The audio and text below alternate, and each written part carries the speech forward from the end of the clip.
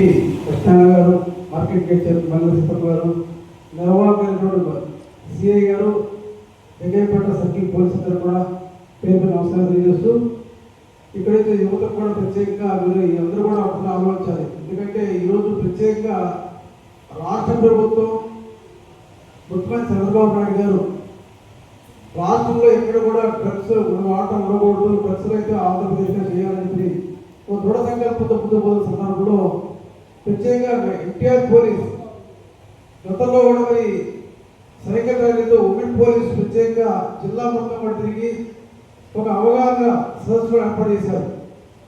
ఈ సందర్భంగా ప్రతి ఒక్క యువత ప్రత్యేకంగా ఆలోచించుకోవాలి. ఈరోజు కొంతమంది ఐడెంటిఫై చేసి ఎవరైతే డ్రగ్స్ తీసుకురావడం కూడా పోలీసు ట్రాక్ చేశారు. అయితే ఇప్పటికే బాధలేదు, ఇంక నుంచి భవిష్యత్తులో తీసుకోకుండా దీనివల్ల కుటుంబానికి సమాజానికి ఎంత నష్టం ఎదుర్కొలేదు.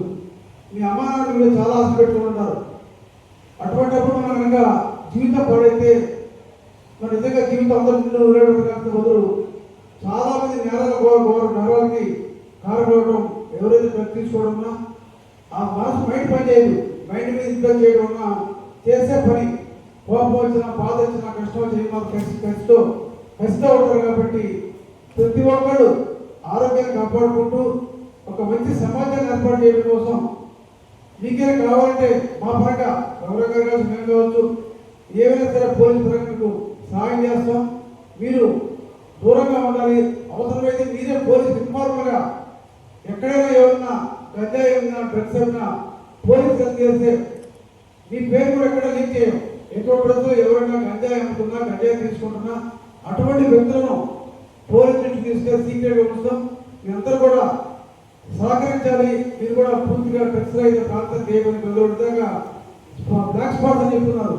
జగ్గయ్యపేట కాన్స్టిట్యూన్సీలో 23 ఉన్నాయని చెప్పి జగ్గయ్యపేట 9 నిజంగా చాలా జగ్గయ్యపేట అవమానమే.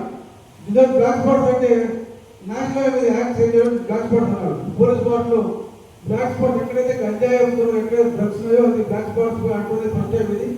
అటువంటి బ్లాక్ స్పాట్స్ ఇక్కడ ఎక్కడ ఉండకూడదు.